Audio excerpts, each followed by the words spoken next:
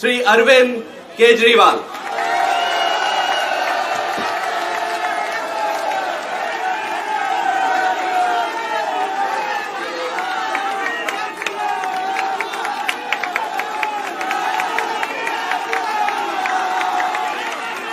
भारत माता की, भारत माता की, इनकलाब, वंदे वंदे।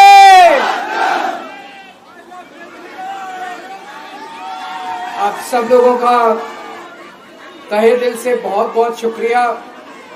इतनी तपती धूप के अंदर इतनी देर से इतनी बड़ी संख्या में आप लोग मेरा इंतजार कर रहे हैं। मैं आपका तहे दिल से बहुत बहुत शुक्रिया अदा करना चाहता हूं।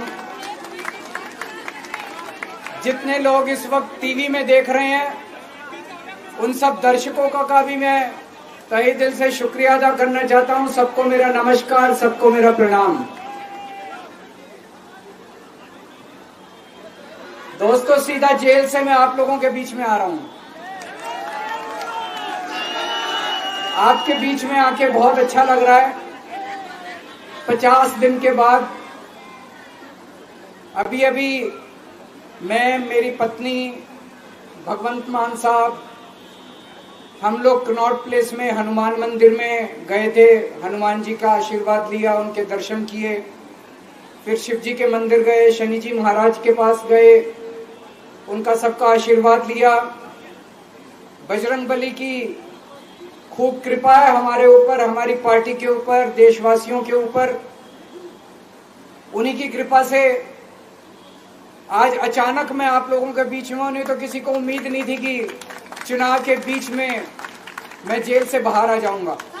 लेकिन ऊपर बजरंग बली की कृपा है, हनुमान जी की कृपा है हम लोगों के ऊपर, और चमत्कार हुआ और आज मैं आप लोगों के बीच में हूं। दोस्तों, हमारी आम आदमी पार्टी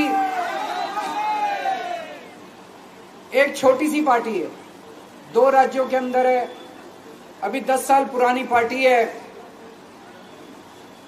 हमारी पार्टी को कुचलने में, खत्म करने में प्रधानमंत्री जी ने कोई कसर नहीं छोड़ी। एक साथ हमारी पार्टी के 4 टॉप के नेता जेल भेज दिए एक साथ।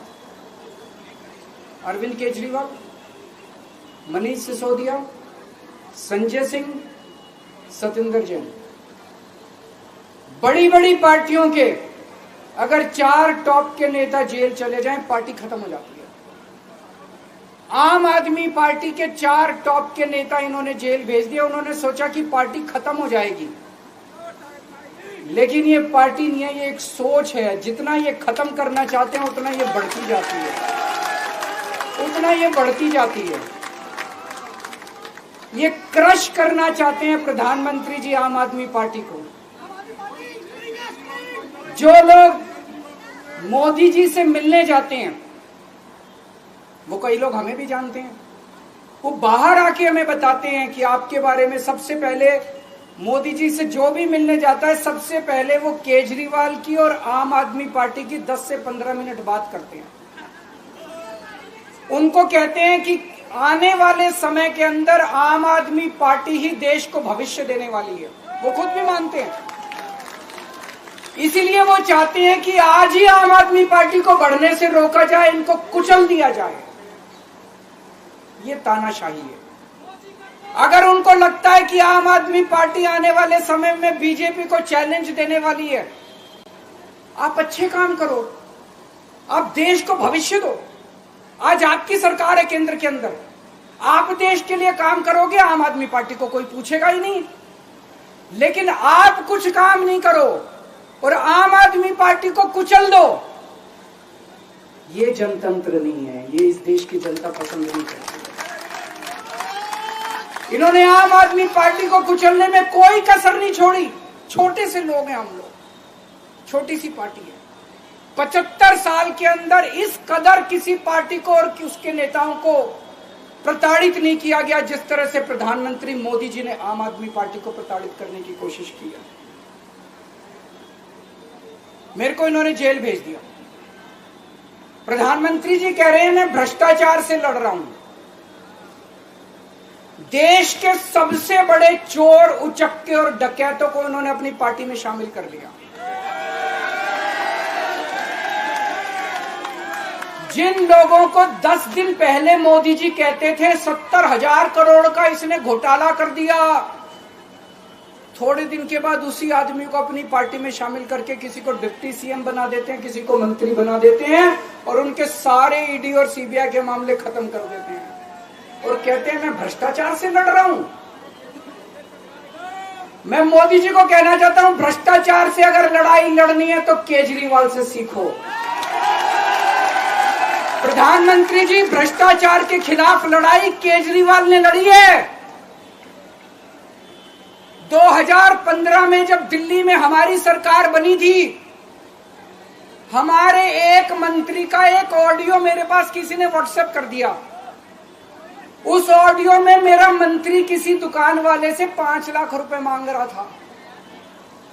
किसी मीडिया वाले को नहीं पता था, विपक्ष को नहीं पता था। आप लोगों को याद होगा, मैंने अपने खुद मंत्री को सीबीआई के हवाले कर दिया, जेल भेज दिया था अपने मंत्री को। ये होती है भ्रष्टाचार के खिलाफ लड़ाई। पंजाब के अंदर मेरा एक मंत्री भ्रष्टाचार में, मेरे को पता चला कि वो पैसे मांग रहा है। वहां पे मान साहब ने उसको, किसी को भी, विपक्ष को नहीं पता था, मीडिया को नहीं पता था, हमने अपने मंत्री को उठा के जेल में भेज दिया। तुम देश के सारे चोर उचक्के डकैतों को अपनी पार्टी में शामिल कर लो और केजरीवाल को जेल भेज दो और कहो मैं भ्रष्टाचार के खिलाफ लड़ रहा हूं। तो आप भ्रष्टाचार के खिलाफ नहीं लड़ रहे प्रधानमंत्री जी। आप देशवासियों को बेवकूफ मत समझो। देश बच्चे बच्चे की जुबान के ऊपर हो रहा है कि सारे चोर चक्कों को अपनी पार्टी में शामिल करके और ईडी और सीबीआई के सारे केस उनके रफा दफा कर। केजरीवाल को क्यों गिरफ्तार किया? केजरीवाल को गिरफ्तार करके उन्होंने एक मैसेज दिया है सारे देश को कि अगर मैं केजरीवाल को गिरफ्तार कर सकता हूं तो किसी को भी गिरफ्तार कर सकता हूं। कोई केस नहीं होगा, कोई मामला नहीं होगा, तब भी मैं तुमको गिरफ्तार कर सकता हूं।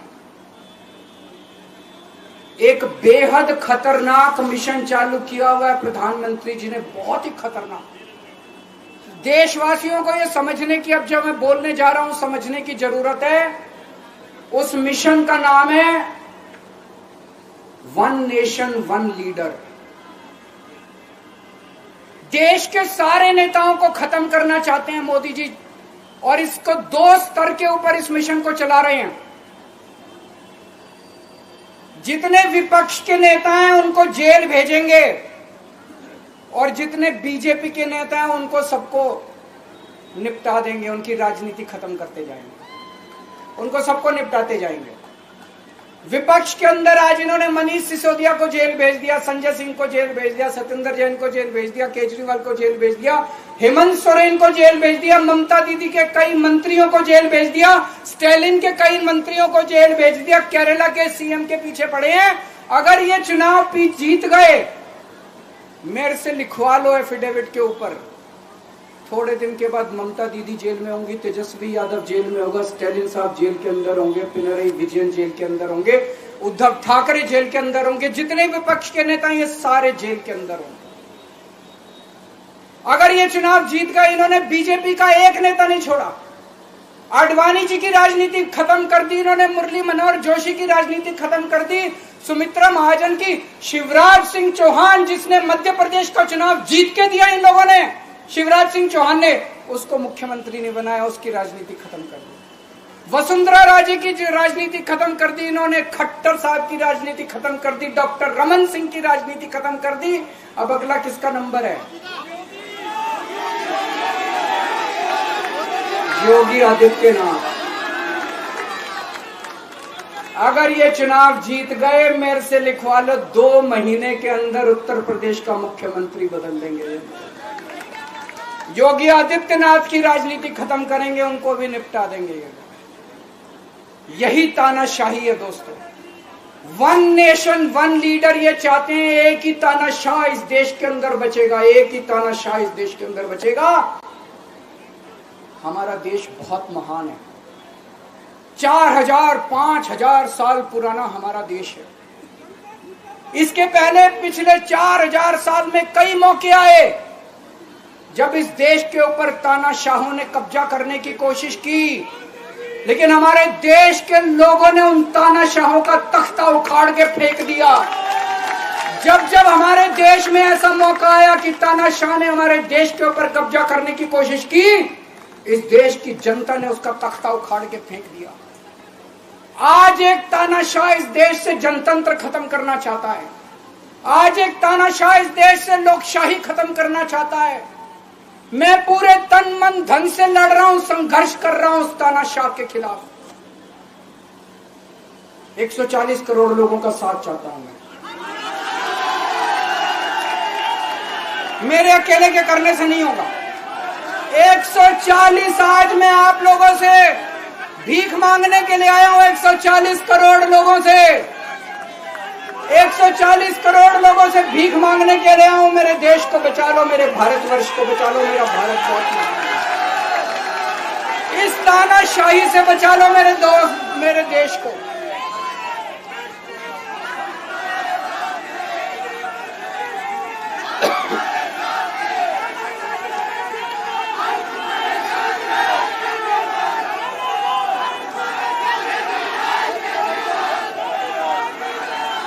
मैं सुप्रीम कोर्ट का बहुत बहुत शुक्रिया अदा करना चाहता हूं। उन्होंने 21 दिन दिए हैं, एक एक दिन में 24 घंटे हैं। मैं एक दिन में 24 में से 36 घंटे काम करूंगा। पूरे देश भर में घूमूंगा इस तानाशाही को रोकने के लिए। दोस्तों, जितनी मेरे अंदर ताकत है, मेरा सब कुछ कुर्बान है देश के लिए। मेरा तन मन धन सब कुछ कुर्बान है मेरे देश के लिए। मेरे खून का एक एक कतरा मेरे देश के लिए, मेरे शरीर का एक एक कतरा, मेरी जिंदगी का एक एक पल मेरे देश के लिए। मेरे देश को बचाने के लिए मैं पूरे देश में जाऊंगा। दोस्तों, अब एक बहुत महत्वपूर्ण बात करने जा रहा हूं, उसको ध्यान से सुनना। ये लोग इंडिया गठबंधन से पूछते हैं आपका प्रधानमंत्री कौन होगा।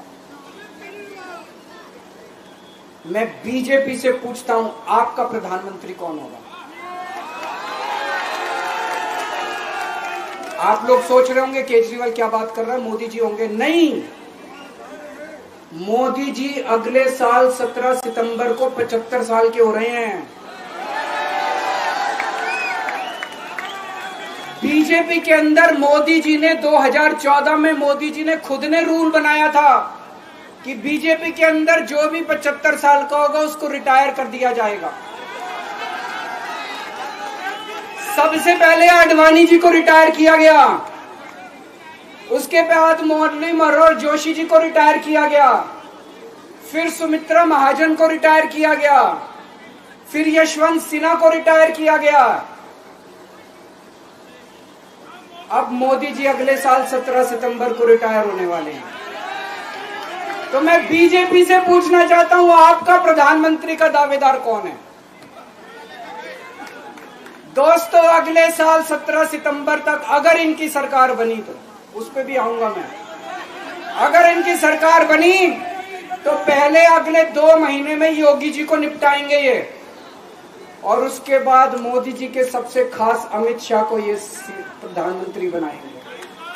तो मैं लोगों को, देश के लोगों को आगाह करना चाहता हूं, मोदी जी अपने लिए वोट नहीं मांग रहे। मोदी जी अमित शाह को प्रधानमंत्री बनाने के लिए वोट मांग रहे हैं।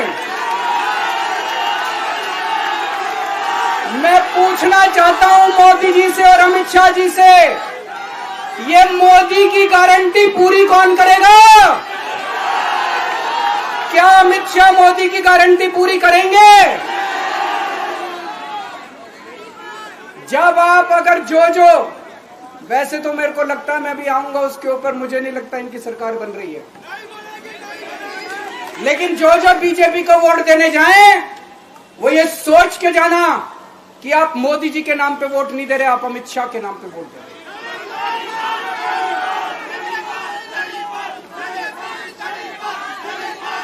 अब एक खुशखबरी आप लोगों के लिए, अब एक खुशखबरी है, सबको बता देना, जो मैंने बातें कही है बड़ी सोच समझ के कही है। वहां बैठ के यही सोच रहा था 50 दिन से।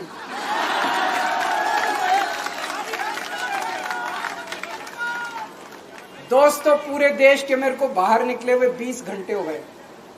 इन 20 घंटों के अंदर भी मैंने रात भर में जनता से बात कर रहा था, लोगों से फोन कर रहा था।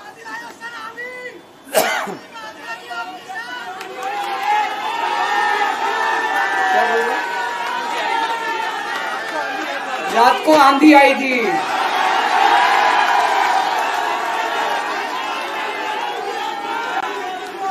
पिछले 20 घंटे में मैंने जो बातचीत करी है, कई बड़े बड़े एक्सपर्ट से बात की, चुनाव विश्लेषकों से बात की, सेफोलॉजिस्ट से बात की, जनता से बात की, फोन पे लोगों से। मेरा अपना आकलन है कि 4 जून के बाद इनकी सरकार नहीं बन रही, मोदी सरकार नहीं बन रही।